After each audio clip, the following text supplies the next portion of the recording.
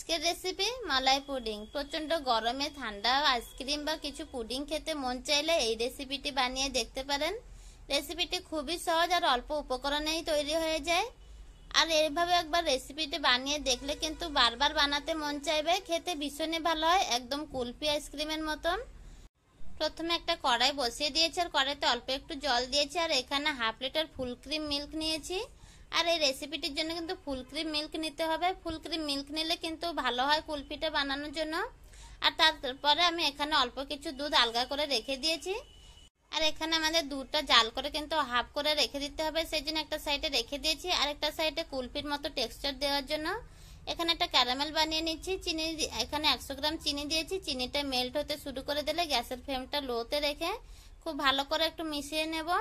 আর এবারে কন্টিনিউয়াসলি নাড়িয়ে নিতে হবে। আর এই চিনি সিরাপটা যাতে পুড়ে না যায় সেই জন্য খেয়াল রাখতে হবে। সেই জন্য গ্যাসের ফ্লেমটা লো করে অনবরত নেড়ে চেড়ে নিতে হবে একদম কালার চেঞ্জ হওয়া পর্যন্ত। তো দেখুন আমার কালারটা কিন্তু খুব ভালোভাবে এসেছে। আর এভাবে একবার কুলফির জন্য বানিয়ে নিলে কিন্তু খেতে ভীষণই ভালো হয়। দেখতে যেমনই ভালো হয় খেতেও তার থেকে বেশি ভালো হয়। তো এবারে ক্যারামেলটা বানানো হয়ে গিয়েছে। এবার দুধের সাথে দিয়ে দিচ্ছি আর একটা হাত দিয়ে আবারও চালিয়ে নিচ্ছি। প্রথমে দুধের সাথে দিলে কিন্তু একটু শক্ত শক্ত হয়ে যায়, তারপরে কিন্তু জাল করতে করতে চিনিটা মেল্ট হয়ে যাবে আর কালারটাও খুব সুন্দরভাবে চলে আসবে। এবারে বাকি দুধের মধ্যে দিয়ে দিচ্ছি এখানে গুঁড়ো দুধ। আমি এখানে 3 টেবিল স্পুন গুঁড়ো দুধ দিয়েছি। 3 টেবিল স্পুন এখানে বড় চামচে 3 চামচ গুঁড়ো দুধ দিয়েছি। আর পুডিং এর জন্য এখানে নিয়ে নিচ্ছি 2 চামচ কর্নফ্লোর।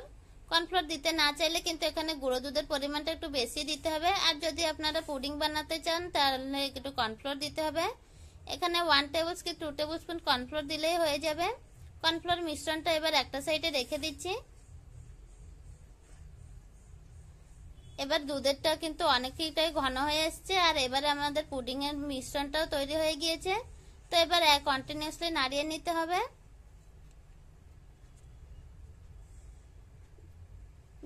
দুধের সব দুধের সাথে মিশিয়ে দিয়েছি। এবার মিশ্রণটা আস্তে আস্তে করে দিয়ে দিচ্ছি।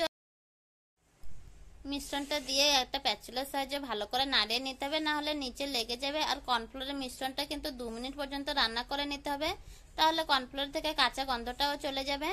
এভাবে রান্না করে রেখে দেব ঠান্ডা হওয়ার জন্য। আর এখানে 2টো গ্লাস নিয়ে নিয়েছি। আপনারা চাইলে কিন্তু কাপ বা যে কোনো মোল্ডেও নিয়ে নিতে পারেন অথবা যে কোনো একটা প্লেটেও নিয়ে নিতে পারেন। তারপর এখানে দুধের মিশ্রণটা স্মুথ ভাবে টেক্সচার দেওয়ার জন্য গ্রাইন্ডারে ঘুরিয়ে নিয়েছিলাম দুবার। এভাবে ঘুরে নিলে কিন্তু একদম স্মুথ পেস্টের মতো হয়ে যায় আর দেখতেও ভালো হয়। আমি এখানে 2টো পাত্রে মিশ্রণটা ঢেলে নিচ্ছি আর এভাবে উপর থেকে একটা কভার দিয়ে দিচ্ছি। তার কারণ 2 থেকে 3 ঘন্টা ফ্রিজে রাখার কারণে উপর থেকে যাতে আইস ক্রিস্টাল না হয় সেই জন্য 3 ঘন্টা ফ্রিজে রেখে দিয়েছিলাম। 3 ঘন্টা পর আপনাদেরকে ডিমোল্ড করে দেখিয়ে দিচ্ছি। তো দেখুন পুডিং এর কালার টেক্সচারটা কত সুন্দরভাবে হয়েছে। আর এভাবে বাড়িতে চাইলে অবশ্যই মালাই পুডিং এর রেসিপিটি শেষ পর্যন্ত দেখার জন্য আপনাদেরকে অসংখ্য ধন্যবাদ। রেসিপিটি ভালো লেগে থাকলে লাইক শেয়ার ও কমেন্ট দিয়ে পাশে থাকবেন। দেখা হবে আবারও একটি নেক্সট ভিডিওতে। সবাই সুস্থ থাকবেন, ভালো থাকবেন। আর এই গরমে কাকপক্ষীদের বাইরে জল রাখতে কিন্তু একদমই ভুলবেন না।